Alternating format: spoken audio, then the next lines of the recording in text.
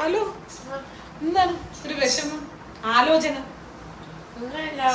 ഇന്നലെ നരിവേട്ട സിനിമ കണ്ടില്ലേ? നരിവേട്ട ഇഷ്ടപ്പെട്ടാ? പക്ഷെ അതിനകത്തൊരു കൊച്ചില്ലായിരുന്നു, വലിയ കണ്ണൊക്കെ ഉള്ള നല്ലൊരു മോളല്ലേ? ആ കൊച്ചിന് ഫുഡും ഇല്ല, വീടും ഇല്ല. ഇവര് കഷ്ടല്ലേ മോനെ. നമ്മള് കാണുന്ന ഈ ലോകമൊക്കെ വളരെ ചെറുതാണ്. ഈ ലോകം അങ്ങനെയുള്ള ഒരുപാട് പേരുടെയും കൂടെയാണ് ഈ ലോകം. അവർക്ക് ആ സീൻ നരിമേട്ട കാണുമ്പോൾ നമ്മൾ കാണുന്നത് കേരളത്തിലുള്ള ആദിവാസികളുടെ ഒരു വലിയ റിവോൾട്ട് ഉണ്ടായിരുന്നു, ഒരു വലിയ സമരം ഉണ്ടായിരുന്നു. അതിനെയാണ്, അത് സാങ്കല്പികമാണെന്ന് പറയുന്നെങ്കിൽ നമുക്ക് മനസ്സിലാവും അതാണ്.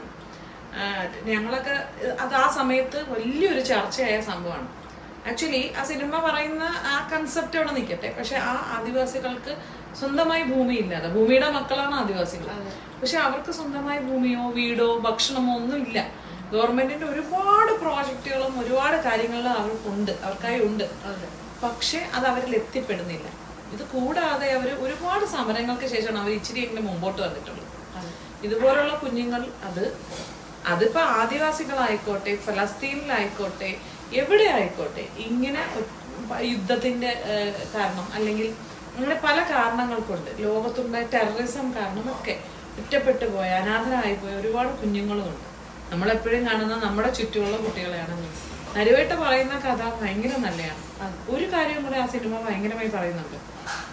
അതൊരു പൊളിറ്റിക്സിന്റെ കഥയാണ്. നമ്മൾ പൊളിറ്റിക്സ് എന്ന് പറയുമ്പോൾ രാഷ്ട്രീയം, കക്ഷി രാഷ്ട്രീയം എന്നതിന് അപ്പുറം ലോകം മൊത്തത്തിലൊരു രാഷ്ട്രീയമുണ്ട്. ആ രാഷ്ട്രീയത്തിൽ ചിലപ്പോൾ ആ രാഷ്ട്രീയത്തിന്റെ മുതലെടുപ്പുകാർ ചിലപ്പോൾ പലരെയും പെടുത്തിക്കളയും.